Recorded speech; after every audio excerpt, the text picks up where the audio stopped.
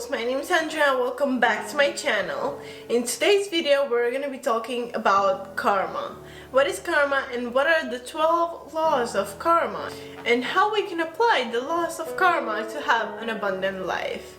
If you want to find out these and more, keep on watching. For those who are not familiar with the concept of karma, it's closely tied to reincarnation, and it represents the idea that the soul is on a journey to ascension and it's coming down to earth and not only to learn lessons. So the earth is like a school for souls. So they come down here to learn lessons in order to ascend. If they learn the lesson, they can pass the class. If not, they have to repeat the same lesson until they finally learn it. So they must go through the same experience over and over again until they finally get the lesson behind it. Generally, karma is seen as this bad thing that attracts negative experiences into your life with the intention of blocking you from ascension. But the truth couldn't be farther from it. Karma is not a negative thing. Everything that happens to you, it happens for your own evolution. Whatever situation or experience that you go through happens for the sole purpose of you learning and evolutioning from it. You did not come to earth to suffer. You came down here to learn and to become your best version. You came down here to overcome your situation and to upgrade into a higher level of existence, of consciousness, into the ascension.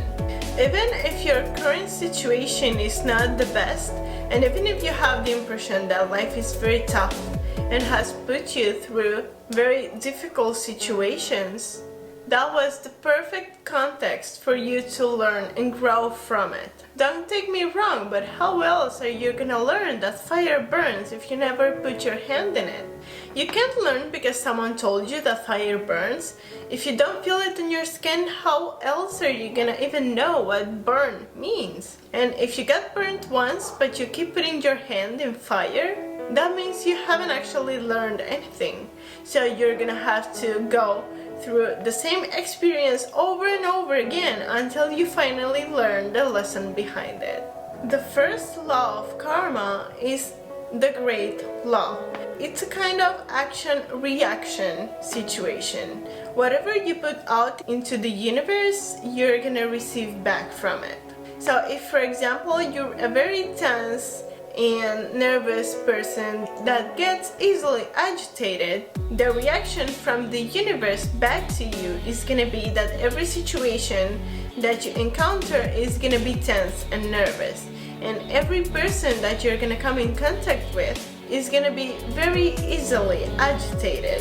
In the same way, if you're a negative person that always has a no in front of him, the reaction that you're gonna receive is that anything you do is gonna go wrong and nothing is gonna go as planned, because that's the same thing that you're expecting. You're expecting things to go wrong because of your negative energy. That's what you're putting out. So that's the same thing that you're gonna get back. The second law of karma is the law of creation. And it teaches us that things don't just happen like that by themselves, but you have to make them happen. Although it's really important for you to have a very clear intention, and although the universe is gonna create the perfect opportunity for you to grow and manifest your desires, remember that you still have free will. So you have the free option of deciding, yes, I'm gonna take the opportunity, or no, I'm not gonna take the opportunity.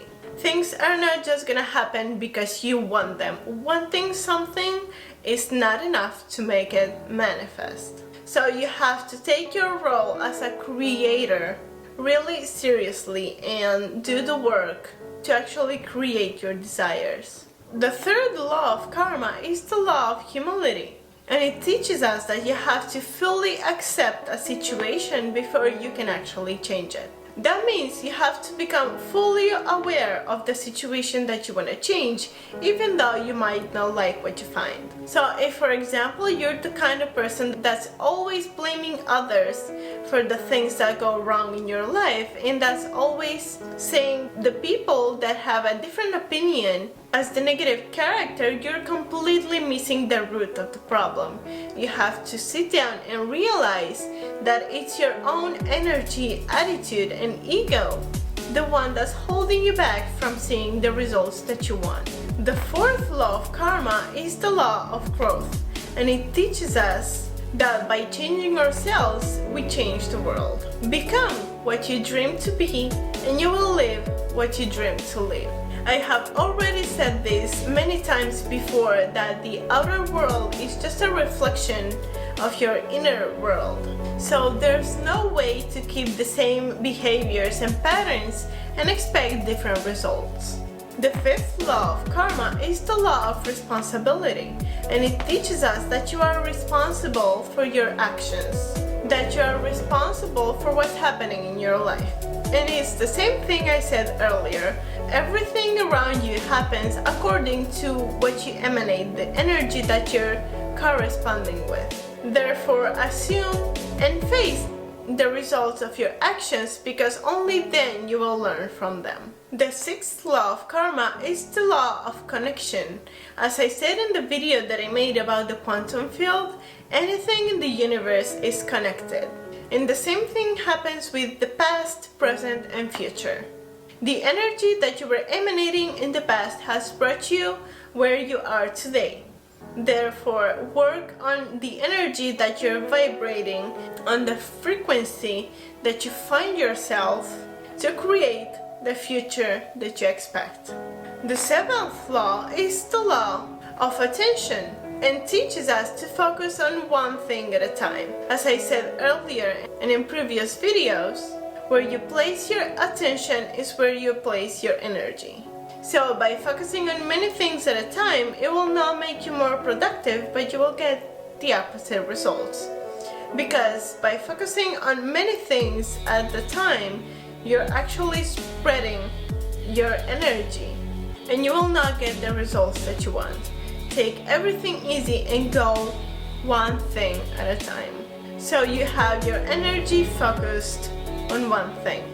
The eighth law is the law of hospitality, and teaches us that selflessness shows true intentions. In other words, your thoughts must correspond with your actions. If, for example, you offer a gift, do it with your entire heart. Don't just give a gift with the intention of showing that you can afford it, or with the intention of getting something back in return. The universe doesn't understand the action itself, but it understands the vibration that you emanate, which is a selfish and egotistical energy. So what you're gonna get back in reward by the law of karma is gonna be the same selfish and egotistical reactions. The ninth law is the law of here and now. The only moment we truly have is right now. Other times do not exist. Because of our memory, we're able to remember actions from the past. And because of our imagination, we can imagine and predict the most accurate future based on past experiences. Most of the time, we as humans have a tendency to cuddle in the past, meaning we remember past experiences and we feel sorry because they're gone. Or on the opposite way, we remember the past with so much anxiety because of how things have turned out. In the same way, we live in the future. Every time you try to plan ahead of time what are you gonna do and how your future is gonna look like. I have a whole video on this topic, so if you want to go ahead and watch that, I'm gonna link it up here. The 10th law is the law of change. It is known and measured that we live in a fractal universe and reality. That means that history is made up of very little fractions of time that repeat themselves endlessly. until a new pattern arises that changes the course of the actions. The topic can go on and on for a very long time, so I'm gonna leave that for another video. But what you need to know right now is if you want to make a change and you want that change to be consistent, it's very important for you to have a very clear intention and purpose in mind that will guide you. If you do not know why you made a change and for what purpose, the universe most likely will repeat the same fractions and patterns and you will fall back into old habits. The 11th law is the law of patience and reward. Nothing of value is created without a patience-based mindset. Most of the time when we want to manifest something, regardless of its nature, we tend to want it now and we don't have the patience to just let things happen. It's like if we were in a race and the goal is some sort of finish line.